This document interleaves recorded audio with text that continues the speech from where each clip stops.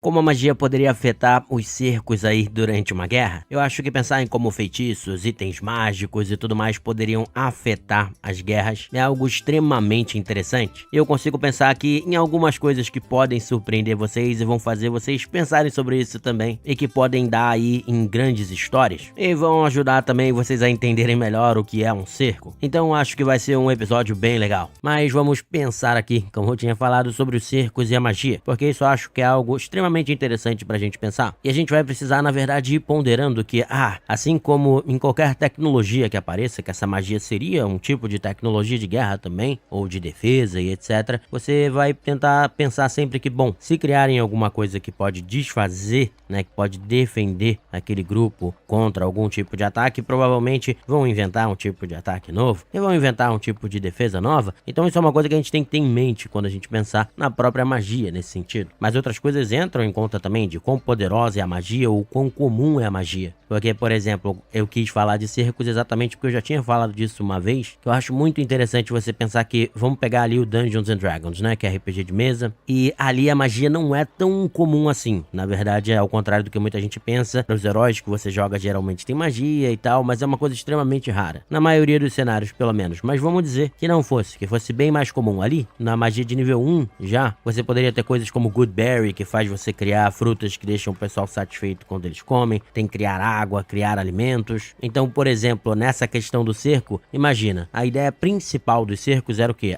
Se eu não consigo invadir aquela cidade, porque as muralhas dela são muito poderosas, o exército é muito poderoso, então se vai ser muito complicada a invasão, o que eu posso fazer é cercar a cidade, cortar ali qualquer chance dela receber novas tropas para se proteger, cortar também o fornecimento de alimentos, de água, tudo isso. Então a ideia é você ter várias batalhas mais mornas, que não são tão intensas de você tentar invadir no estilo dos orcs atacando o abismo de Helm. Então a ideia não é ser intenso daquele jeito, é você ter vários confrontos, eles são mais mornos, vamos dizer assim, mas é você ir minando, né, você ir destruindo as defesas devagar, principalmente com essas questões de você cortar alimento, cortar água, porque fica difícil do pessoal sobreviver ali dentro. Em algum momento, às vezes a própria população pode se revoltar contra o pessoal que tá se refugiando ali, exatamente porque a gente tá morrendo de fome, a gente tá morrendo de sede, a gente precisa se entregar. Mas num mundo em que, como eu falei aí, de repente uma magia de nível 1 já resolve parte do problema e a magia for o comum, em algumas cidades você poderia ter vários magos que fizessem isso, e dentro de um cenário de fantasia, de repente, pode ser até de fato uma profissão, esses magos que são responsáveis para poder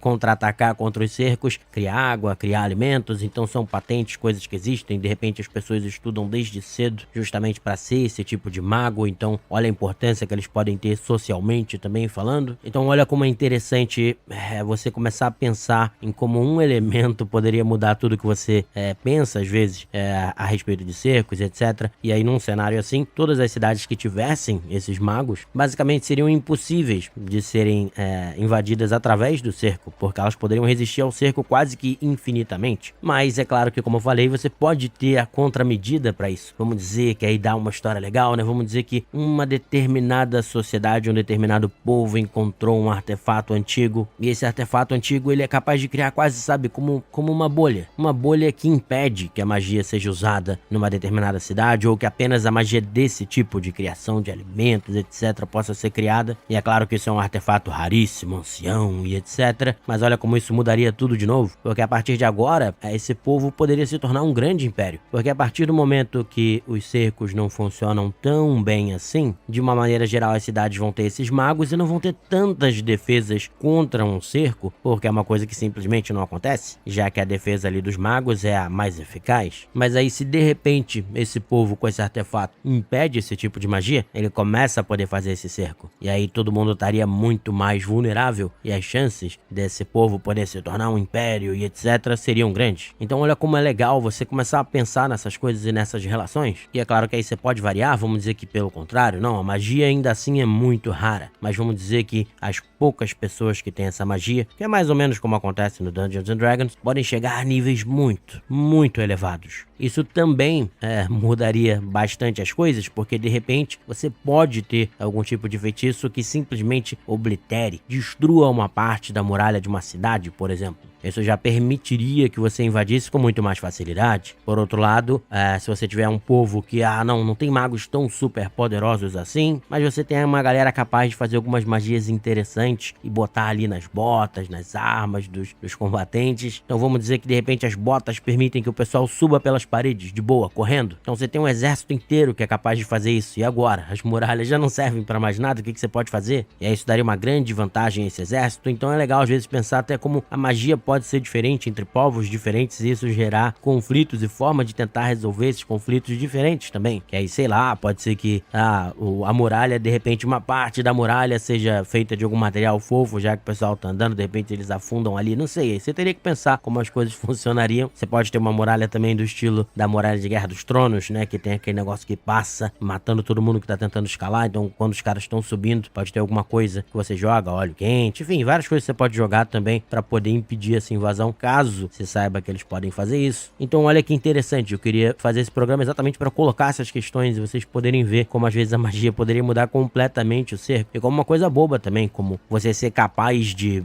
produzir alimentos estraga completamente qualquer chance de você fazer um cerco. Outra coisa que estragaria também completamente essa questão do cerco é se você tiver a capacidade de teleportar grandes grupos de pessoas, porque você conseguiria trazer às vezes novas tropas, ou conseguiria de repente só evacuar a cidade, ou trazer alimentos, enfim. E aí às vezes nem precisa ser por teleportar mesmo, mas outros tipos de magia que permitissem essa mobilidade, que não precisa ser tão radical quanto teleportar, mas algum tipo de voo, enfim, transporte por baixo da terra, qualquer coisa assim, poderia modificar radicalmente aí as interações de guerra. Eu acho que a gente pensa pouco nisso quando a gente pensa nos mundos de fantasia. Eu queria trazer esses questionamentos para vocês, até para pensarem na magia como uma tecnologia também. Então provavelmente alguém inventaria uma magia que vai tornar um povo dominante na guerra, e aí alguém vai, se matar para inventar uma magia contrária para prevenir isso ou se proteger disso. Então, assim como os armamentos, provavelmente as habilidades mágicas também evoluiriam nessa tentativa de uma